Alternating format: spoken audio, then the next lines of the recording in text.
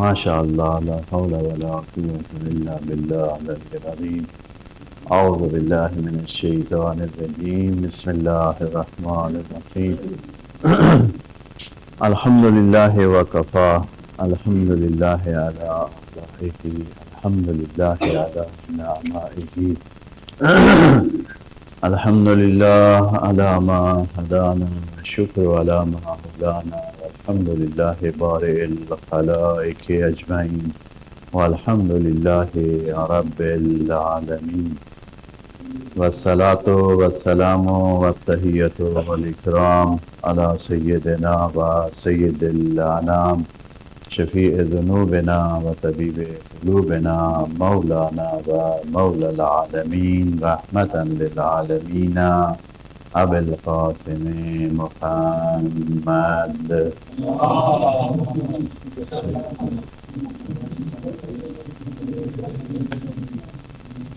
وعلى أهل بيته الطيبين الطاهرين المعصومين المنتخبين المنتجبين الصادقين والصديقين الطاهرين والمطهرين الخالصين والمخلصين والمخلصين أمراء المؤمنين والمتقين والصالحين وأمناء الله في العالمين سيما بقية الله وحجة الله في الأرضين الذين قال الله تبارك وتعالى في شأنهم وفي حقهم إنما يريد الله ليذهب عنكم الرجس أهل البيت ويطهركم تطهيرا.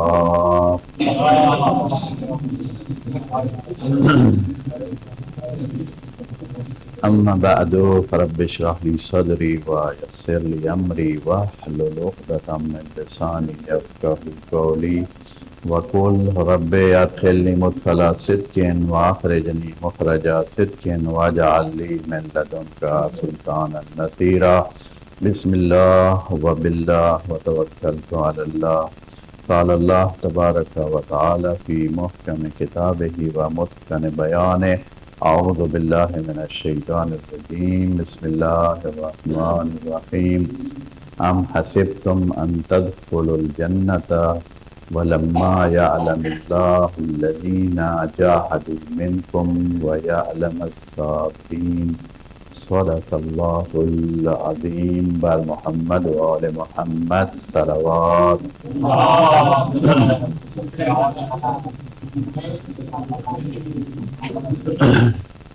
دعا ہے اس بابرکت دن میں یوم جمعہ کے دن میں خدا منان تمام مومنین کو توفیقات وافر نصیب فرمائے، بندگی، طاعت اور استجابت دعا میں مدد فرمائے، تمام مریض مومنین کو شفاء عاجل نصیب فرمائے، حاجت مند مومنین کی حاجات پوری فرمائے، مومنین کے بچوں کو نیک و صالح فرمائے، دنیا میں کامیاب فرمائے، محفوظ اور مسمون فرمائے، سفر والے مومنین کے سفر بخیر فرمائے، پردیسیوں کی خدا حفاظت فرمائے، وطن واپس آنے والوں کی مدد فرمائے، سفر والے مومنین تمام جو کہ عمرہ اور زیارات کے سفر ہیں ان کے سفر بخیر فرمائے، جو مومنین حج و زیارات کا شوق رکھتے ہیں اسباب سفر فراہم فرمائے، امام زمان کے ظہور میں تعجیل فرمائے،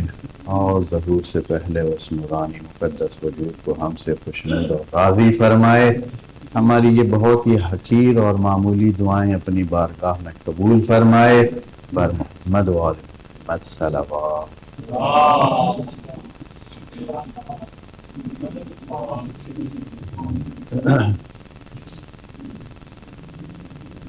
قرآن کی تلاوت کی ہے ایک آیت مومنین کے سامنے. قرآن ہی ہماری محور ہے، ہماری گفتگو کا محور ہوتا ہے. آج بھی حالات حاضرہ کو بھی نظر میں رکھتے ہوئے اور عمومی ہدایات الہیہ کے حوالے سے بات کریں گے انشاءاللہ. انسان کو اللہ تعالیٰ نے جہان میں بھیجا ہے تو اس میں کچھ فطریات رکھ دی ہیں. عام طور پر آپ نے سنا ہوگا یا اکثر یہ آیت بھی پڑھی جاتی ہے کہ وما خلقت الجن والانس الا لیعبدون، بندوں کو، انسانوں کو بندگی کے لیے خلق کیا ہے، بندگی کے لیے خلق کیا الا لیعبدون، مگر یہ کہ وہ بندگی کریں، اسی لیے ہی خلق کیا۔ اچھا، اب یہ بندگی جو ہے بڑا سوکھا کام ہے، یعنی جس کو عبادت، اگر یہ ریچول، یہ جو ہم نماز، روزہ، حج، زکوٰۃ، یہ تو ایک ایسی چیز ہے یا یہ ایسے سلسلے ہیں جو پورے جہان میں موجود ہیں، وعلیکم السلام، پورے جہان میں ہو رہے ہیں، چاہے اللہ تعالیٰ کی طرف سے حکم آئے یا نہ آئے، چاہے دین کا کوئی نمائندہ بتائے یا نہ بتائے، کوئی کتاب آسمانی آئے یا نہ آئے، پہلے سے ہی لوگ یہ کام کر رہے ہیں، صرف اللہ کی بندگی نہیں کر رہے ہیں نا، انسانوں کے اندر جو فطرت رکھی ہے نا اللہ تعالیٰ نے، اس میں بندگی لازمی جزو ہے، انسانوں نے بندگی کرنی ہے۔ وجہ یہ ہے کہ انسان کو ایسے اللہ تعالیٰ نے بنایا ہے کہ یہ قدر کرنے والا ہوتا ہے، غلط جگہ پہ قدر کرنا ہو سکتا ہے، لیکن اس کے اندر یہ چیز ہے، جو بھی طاقتور عنصر ہوگا یہ اس کے سامنے جھکے گا، جو بھی طاقتور عنصر ہے یہ اس کے سامنے جھکتا ہے، کوئی پیسے کی طاقت رکھتا ہے تو بھی یہ جھکے گا، اگر کوئی زور بازو رکھتا ہے، عسکری طاقت رکھتا ہے تو بھی جھکے گا، کوئی مانوی طاقت رکھتا ہے، علمی طاقت رکھتا ہے، سائنسی طاقت رکھتا ہے تو بھی جھکے گا۔ نبیوں کے آس پاس میں جہاں نبی تھے وہاں تو چلیں آسمانی ہدایت موجود تھی، آس پاس میں لوگوں کے سامنے جھکتے تھے، اب فرعون کے سامنے بھی جھکتے تھے، پہاڑوں کے سامنے جھکتے تھے، جبت اور طاغوت کے سامنے لوگ جھکتے ہیں، یعنی بے جان چیزوں کے سامنے بھی جھکتے ہیں، جاندار چیزوں کے سامنے بھی جھکتے ہیں، جو چاہتے ہیں ان کے سامنے کوئی جھکے ان کے سامنے بھی جھکتے ہیں، اور جو نہیں چاہتے، جنہوں نے اعلان نہیں کیا ہے ان کے سامنے بھی جھکتے ہیں۔ اب یہ جو بتوں کے سامنے جھکتے ہیں، کس بت نے آ کر ان کو کہا ہے کہ بھائی آئیں میرے پاس رکھیں؟ کسی نے کہا ہے، پھر کیوں جھکتے ہیں؟ اب ایک گائے کے سامنے کوئی جھکے، کس لیے جھکے؟ کوئی سورج کو پرستش کرے، آیا سورج نے کوئی نمائندہ بھیجا ہے؟ نہیں۔ بس یہ کہ انسان لوگ فطرتاً عابد ہے، عبادت کرنا چاہتا ہے، اس کے اندر ایک تڑپ ہے۔ اللہ تعالیٰ کا احسان یہ ہے کہ اس نے صحیح جگہ بتا دی، یہ انسانوں پر اللہ تعالیٰ کا احسان ہے، وَإِلَّا انسان خود سے ہی، ابھی آپ یہ جو نماز روزہ کرتے ہیں، اب ہمارے پاس فروع دین 10 ہیں، جو مومنین جانتے ہیں، جن بچوں کو نہیں پتہ ہے وہ ان کے لیے بھی یہ باتیں 10 فروع دین ہیں، یہ سارے کے سارے غیر مسلم آبادیوں میں ابھی سے ہی عمل ہو رہے ہیں۔ اس وقت نماز پڑھی جا رہی ہے، اللہ کے سامنے نہیں پڑھی جا رہی، بندگی خدا کے لیے نہیں پڑھی جا رہی، ویسے وہ کر رہے ہیں، روزے رکھے جا رہے ہیں، زیارات اور حج جیسے کام کیے جا رہے ہیں، زکوٰۃ جسے مسلمین مشکل سمجھتے ہیں ڈونیشن کی صورت میں پورے جہان میں ہو رہی ہیں، لوگوں کے اندر وہ جذبہ موجود ہے، دیتے ہیں، جب ان کو پتہ نہیں چلتا ہے تو کتوں کے لیے، بلیوں کے لیے دے دیتے ہیں۔ دینا جو ہے، آپ جانتے ہیں نا کہ کتنے جہان میں ایسے ایسے لوگ بھی ہیں جو اپنی ساری جائیداد جو ہے وہ کس کے لیے وقف کر دیتا ہے؟ کوئی بندہ کہتا ہے کہ میں نے ساری جائیداد بلیوں کے لیے وقف کر دی.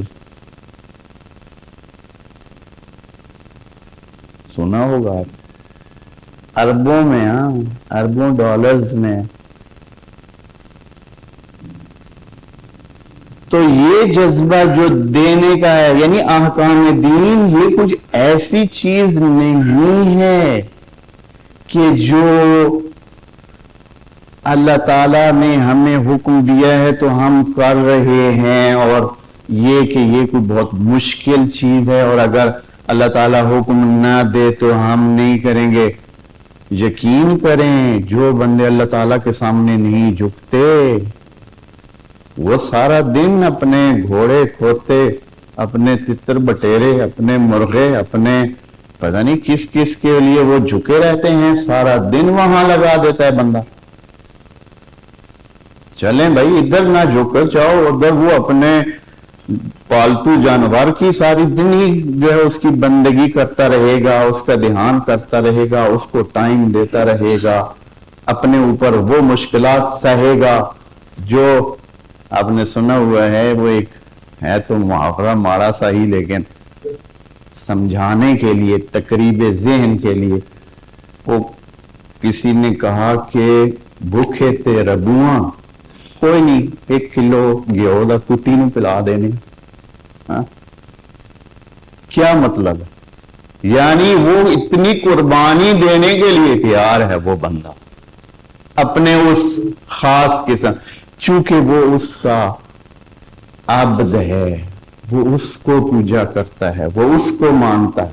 کوئی عبد ہے اپنے کام کے, کوئی اپنے باس کے, کوئی اپنے بیویوں کے, کوئی اپنے بچوں کے. بس عبد ہونا یہ کہ دوسروں کے سامنے جھکنا, ان کے لیے اپنی زندگی کو وقف کرنا ایک بہت بڑی بات نہیں. یہ اگر آپ ادھر نہیں کریں گے تو دوسری جگہ کر رہے ہوں گے. بس اللہ تعالیٰ کا احسان یہ ہے کہ ہمیں اس نے یہ گنجائش دی ہے کہ ہمارے اندر وہ جو تڑپ ہے, وہ جو بندگی کی تڑپ ہے, اس کے لیے صحیح جگہ ہمیں بتا دی کہ ہم اللہ تعالیٰ کی قرب کے لیے اس کے سامنے جھکیں اور کسی کے سامنے نہ جھکیں. بس جس مطلب کے لیے ساری ابتدائی بحث یا بات میں نے دوستوں کے سامنے یہ رکھی ہے, مقدماتی گفتگو, وہ مطلب اور ہے. وہ یہ ہے کہ بندگی تو یہ والی تو سوکھی ہے, یہ اگر ادھر نہیں کریں گے تو ادھر کریں گے. اب جو ہم نماز و روزہ پڑھ رہے ہیں اس کو یہ نہ سمجھیں کہ یہی چیز ہے, یہی دین ہے, یہی کچھ ہم سے چاہا گیا ہے, بس اسی کی بیس پر جنت اور جہنم کی تقسیم ہونی ہے. ایسا نہیں ہے. جو آیت دوستوں کے سامنے پڑھی ہے اس کا مضمون بھی یہی کہہ رہا ہے. آیت ہے آل عمران کی 142 نمبر. کیا فرماتے ہیں جی؟ ام حسبتم ان تدخلوا الجنت, آپ یہ سوچے بیٹھے ہیں, خیال کر رہے ہیں, خوش فہمی میں مبتلا ہیں کہ جنت میں داخل ہوں گے آپ. وَلَمَّا يَعْلَمَ اللَّهُ الَّذِينَ جَاهَدُوا مِنْكُمْ, اور ابھی پتہ نہیں چل رہا ہے کہ کون سے آپ میں سے اپنے دین کے لیے جہاد کرتے ہیں, اپنے دین کے لیے مجاہدت کرتے ہیں. یہاں سے مراد تلوار والا جہاد نہیں ہے, یہ مسلمانوں کے ذہن میں وہ ابتدائی تاریخ کی وجہ سے ڈال دیا گیا ہے. وَإِلَّا جہاد کا مطلب ہوتا ہے بے حساب کوشش کرنا, بہت زیادہ کوشش کرنا, سر توڑ کوشش کرنا کسی کام کے لیے. تو اپنے دین کے لیے, اللہ کے لیے کوشش کرنا مہم ہے. وہ کیسے بھائی؟ اللہ تعالیٰ دوسری آیات میں وضاحت فرماتے ہیں کہ دین کے لیے ہم امتحان لیتے ہیں. وَحَاسِبُوا أَن لَا تَكُونَ فِتْنَةٌ, बहुत सारे लोगों के ख्याल में है कि हम सिर्फ नमाज रोजा करते रहेंगे, हज ज़कात पूरी कर ली, बस ठीक है जन्नत। नहीं, ऐसे नहीं है। हम आजमाएंगे आपको, आजमाइश होगी, सख्त किस्म की आजमाइश होगी। ए अल्लाह एक मिसाल दें किस किस्म की आजमाइश हो सकती है। हाँ, एक आयत में अल्लाह ताला ने आजमाइश का तरीकाकार बताया है। अम हसिब तुम ये अल बकरा की 214 नंबर आयत में, अम हसिब तुम अन तदखुलुल जन्नता, आप ये सोच रखा है आपने कि आप जन्नत में दाखिल हो जाएंगे ऐसे ही, बस ठीक है जी, नमाजें हमने पढ़ ली हैं, रोजे हमने रख लिए हैं, हज हमने कर लिया है, ज़कात हमने दे दी है, बस ठीक है जी, पूरा है हिसाब, बस गए। हाँ, फरमाते हैं कि वलम्मा यातकुम मसलुल्लज़ीना खलो मिन क़ब्लिकुम, जो पिछलों पे बरता है हमने, वो आप पे अभी आया नहीं है और आप ऐसे ही गुमान कर रहे हैं कि आप जो है वो जन्नत में चले जाएंगे। हाँ, क्या हुआ था अल्लाह, क्या हुआ था पिछलों के साथ, क्या बरता है जो इनके साथ भी बर्ताव होगा, फिर जन्नत जहन्नम की तकसीम होगी, फिर कोई बंदा उधर जा पाएगा। क्या किया है पिछलों के साथ? फरमाते हैं मस्सत हुमुल बासा, हमने उनको शिद्दत की जिंदगियां दी हैं, सख्त हालात दिए हैं, मुश्किल हालात दिए हैं। ऐसे नहीं है, मुश्किल हालात से गुजारा है, जंगों से गुजारा है, जलजलों से गुजारा है, खेतियों के बर्बाद होने से गुजारा है, माली मुश्किलात से गुजारा है, दुश्मनों के गलबे से गुजारा है। वह जर्रा, बीमारियां देकर हमने उनको आजमाया है। पिछलों को कितना आजमाया है अल्लाह। आजमाइश कितनी थी, आजमाइश की हद क्या थी, कितनी कुछ समझाने के लिए। देखें अल्लाह ताला ने समझाने के लिए ये अगले जुमले कहे हैं कि इतनी भी हम आजमाइश दे सकते हैं। कितनी है? अल्लाह फरमाते हैं कि मस्सतहुमुल बासा वज़र्रा वज़ुलज़िलू, उनको हमने हिलाकर रख दिया। जुलजलू यानी लोगों के अंदर जलजले आ गए। ये जमीन वाले जलजले नहीं, ये तो बाहर आते हैं ना और लोगों को नुकसान होता है। अंदर से हमने लोगों को हिला दिया। यानी यह है कि लोग अब कहने लगे कि बस यार, लगता तो इसी तरह कि कोई इधर किसी के हिसाब किताब है नहीं, पता नहीं अल्लाह ताला है भी या नहीं है, वो देख भी रहा है या नहीं रहे। इतने हालात खराब। अभी ये तो वैसे हमारे यहाँ तो पेश ही नहीं है, जिधर पेश आए हैं इस किस्म के हालात, उधर वाकई इस किस्म की सोचें आना तबीई है कि भाई ए अल्लाह क्या हो रहा है, किस तरह जालिम और गालिब लोग इतना जुल्म कर रहे हैं। जैसे अभी कोई रोकने वाला था? ये जो कुछ हो रहा है इस पूरे इलाके में, ईरान पर जो कुछ हो रहा है, जो कुछ इधर लुबनान में अब हो रहा है कोई रोकने वाला? वहां जो जिनके साथ हो रहा है उनके ज़हन में क्या सूरत हाल आती होगी कि अल्लाह आया तू देख रहा है। फरमाता है कि जुलजिलू, हम ऐसे झंझोड़ के रख देंगे, जलजला आपके अंदर आ जाएगा। तो क्या होगा? जलजला जब आएगा तो उसकी जो इंसानी रवैया है, इंसानी नफ्सियात है, उसमें क्या नतीजा निकलता है? कहते हैं कि इतना हम हिला के रख देते हैं हत्ता यकूल रसूल। पिछलों के साथ ऐसे हुआ कि रसूल जो उनके जमाने में था, जो भी उनके जमाने में रसूल था, वो भी बोल पड़ा। मोमिनीन साथ हैं उनके, कहते हैं वल्लजीना आमनू माहू, रसूल और मोमिनीन जो उनके साथ ईमान ले आए हैं, रसूल पर ईमान ले आए हैं, अल्लाह पर ईमान ले आए हैं, किताब पर ईमान ले आए हैं, नमाज पढ़ रहे हैं, रोजे रख रहे हैं, बाकी जो काम है दीन की वो सारे कर रहे हैं। अब अल्लाह ताला ने आजमाइश दे दी है, तो यहां रसूल भी बोल पड़ता है और साथ जो मोमिनीन है वो क्या कहते हैं? कहते हैं कि मता नसरुल्लाह, मर गया कदों होसी अल्लाह दी नुसरत। یہ تک بول پڑے. کون؟ صرف مومنین نہیں، رسول تک بول پڑے. یعنی اتنی سخت آزمائش. اللہ تعالیٰ فرماتا ہے آپ لوگ یہ سوچے بیٹھیں کہ بس جنت ہے، ٹھیک ہے جی 4 دن ادھر گزاریں گے، ادھوری سے ادھوری پوری نمازیں پڑھ لیں گے، روزے رکھ لیں گے، آزمائش کے بغیر ہی چلے جائیں گے. ایسے نہیں ہے. اللہ تعالیٰ نے آزمانا ہے. حاسبوا ان لا تکون فتنہ. آپ لوگوں نے یہ سمجھ رکھا ہے کہ فتنہ نہیں ہوگا. فتنہ کیا ہوتا ہے؟ فتنہ ہوتا ہے، فتنہ فتنہ کا لفظ جو ہے نا، اس کا معنی ہوتا ہے کہ سونے کو آپ ڈالتے ہیں آگ میں، سونے کو آگ میں ڈالتے ہیں، اتنی تیز آگ میں ڈالتے ہیں کہ سونا خالص ہو جاتا ہے، کندن اس سے نکل آتا ہے، اور جو اس سے ضائعات ہوتے ہیں، جو اضافی مادے ہوتے ہیں، وہ سارے جل جاتے ہیں. اس کو کہتے ہیں فتنہ. اور اللہ تعالیٰ کہہ رہا ہے کہ حاسبو، لوگوں نے یہ گمان کر رہے تھے کہ ہم ان کو اس آزمائش میں نہیں ڈالیں گے. ہم ڈالیں گے. ایسی آزمائشوں سے گزار کے آگے جائے گی. اس طرح تو نہیں ہے کہ بس ٹھیک ہے جی. بس ہمیں ذہنی طور پر اس لیول کی قربانی کے لیے آمادہ ہونا چاہیے.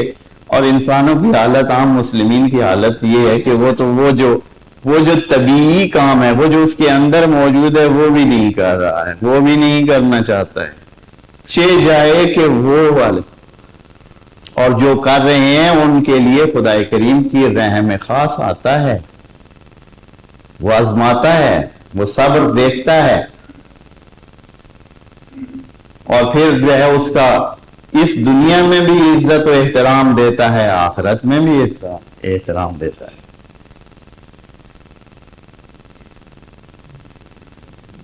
فرماتا ہے کہ متا نصر اللہ، بول پڑے رسول اور وہ مومنین کہ کب آئے گی اللہ تعالیٰ کی طرف سے نصرت جو آنی ہے، کب آئے گی. کتنے لوگ بول پڑتے ہیں؟ ہاں، آگے اللہ تعالیٰ اپنا تبصرہ کہتا ہے کہ الا ان نصر اللہ قریب، بے شک اللہ تعالیٰ کی نصرت قریب ہے. لیکن یہ ہے کہ اللہ تعالیٰ نے پہلے یہ پتہ چلانا ہے کہ کون مجاہدین ہیں اور کون صابرین ہیں.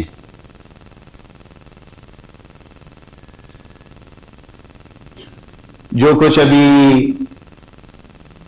بین الاقوامی منظر پر موجود ہے، دو سارے آگاہ ہیں. اب دنیا کی حالت دیکھیں آپ، سارے تماشائی، سارا جہان تماشائی. اور یہ چیزیں سمجھنے والی ہیں. بعض لوگ جو اللہ تعالیٰ نے ان کو نعمات دی ہوتی ہیں، ان کی ناشکری کرتے ہیں، اور جب تک وہ نعمت ہوتی ہے تو ناشکری ہوتی ہے. نعمت ہاتھ سے جاتی گئی، اس کو پتہ چلتا ہے کہ ہاں، جو وطن میں ابھی بہت سارے لوگ ہیں، پاکستان میں رکھے ہی کیا ہے، پاکستان میں رکھے ہی کیا ہے. یقین کریں اتنا یہ جملہ سنتے، ہاں ہم تو یہ کر رہے ہیں، پیسے اکٹھے کر رہے ہیں، بچے کو باہر بھیج رہے ہیں کہ پاکستان میں رکھے ہی کیا ہے، پاکستان میں کیا ہے. کتنے لوگوں کو یہ بات ہے. جب باہر جائیں پھر آپ کو سمجھ آئے گی کہ پاکستان میں کیا رکھے.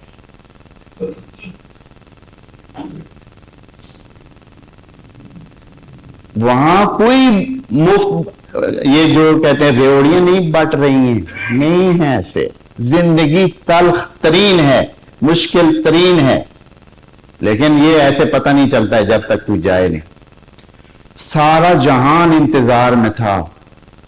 جیسے کہ مداری لگی ہوئی ہے، اب دیکھتے ہیں کہ اگلا اس میں کیا کرنا ہے. اعلان، ایک پاگل شخص نے اعلان کیا ہوا ہے کہ میں نے دمکا دینا ہے، میں نے ختم کر دینا ہے، میں نے دھڑام کر دینا ہے، تباہ کر دینا ہے. کوئی بندہ ہاتھ اٹھانے کو تیار نہیں ہے. بڑے ملک ہیں لیکن آگ میں کون خود کو داخل کرنا چاہتا ہے؟ चाइना बहुत मुहिम मुल्क है, बहुत ताकतवर मुल्क है, लेकिन आग में नहीं दाखिल होना चाहता। रूस बहुत बड़ा मुल्क है, और कितने खिलाड़ी हैं जो इंटरनेशनल मसाइल में अपने आप को जो है वो करते हैं, दाखिल करते हैं, और मसाइल को हल करने के लिए कुछ न कुछ बोलते हैं। यूनाइटेड नेशन को तो चले, वो तो है ही बेकार चीज, लेकिन सारे इंतजार में थे, सारे इंतजार में थे कि वो टाइम, फिक्स टाइम जो उस पागल ने ऐलान किया हुआ है, वो आए और देखें कि क्या तमाशा बनता है। मोमिनीन भी जो कि बेबस होते हैं, जिनके पास गवर्नमेंट नहीं होती है, सब हुकूमती अवामिर में नहीं होते, वो बेचारे क्या कर सकते हैं, बैठकर कोड रहे हैं, दुआएं कर रहे हैं। लेकिन कोई जहान में, कोई मुल्क, 200 मुल्कों में से कोई आगे नहीं बढ़ रहा है। लेकिन ये अपनी कदर करें, इस मुल्क चाहे जैसे भी है, 100 एतराज आपको उस पे हो सकता है, 100 एतराज हमें हो सकता है, 100 तहफ़्फ़ुज़ात हो सकते हैं, लेकिन पाकिस्तान ने जो कुछ किया है, सिर्फ ये काम करा लेना मुमकिन है। कई लोग कहते हैं कि उन्होंने फलां वक्त में ये तारीफें की हैं, एक फजूल बंदे की तारीफें की, एक पागल की तारीफें की, एक मनहूस इंसान की तारीफें की हैं। उस इन्वेस्टमेंट को आज उन्होंने क्या कर लिया? वो जो इन्वेस्टमेंट की थी, आज उसका फायदा उठा लिया। ये जंग को चाहे 1 हफ्ते के लिए, चाहे 2 हफ्ते के लिए, सिर्फ इसको ये तवक्कुफ,